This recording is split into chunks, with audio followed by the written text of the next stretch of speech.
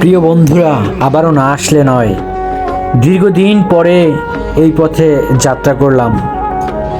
এই পথটা হলো ভালো লাগার, ভালোবাসার, আবেগ, অনুভূতি অনেক কিছু মিশে আছে।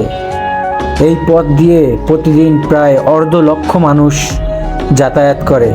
সুন্দর পরিবেশ, মনোরম। ঢাকা শহরের ভিতরে এমন একটা স্থান যেখানে মানুষ তাদের সুখ, শান্তি, আবেগ, অনুভূতি অনেক কিছুই খুঁজে পায়। প্রতিদিন মানুষ এখানে ঘুরতে আসে আনন্দ বিনোদনের জন্য। আমাদের দেশে নতুন সরকারের কাছে অনুরোধ করি, এই স্থানটাকে যদি আবার পুনরায় যেমন 2017-18 সনের মতন প্রাণ ফিরিয়ে আনা যায়।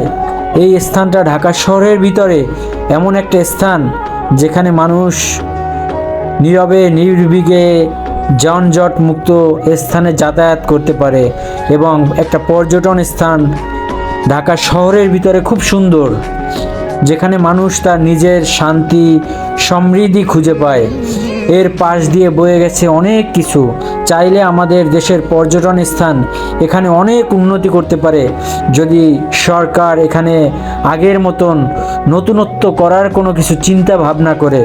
নতুন সরকারের কাছে আমাদের একটাই চাওয়া, এই স্থানটাকে, এই হাতিরঝিলকে আবার পুনরায় পুনরুজ্জীবিত করা হোক, নতুন করে ঢেলে সাজানো হোক, নতুন করে তত্ত্বাবধান শুরু করুক, আবার প্রাণ ফিরে পাবে।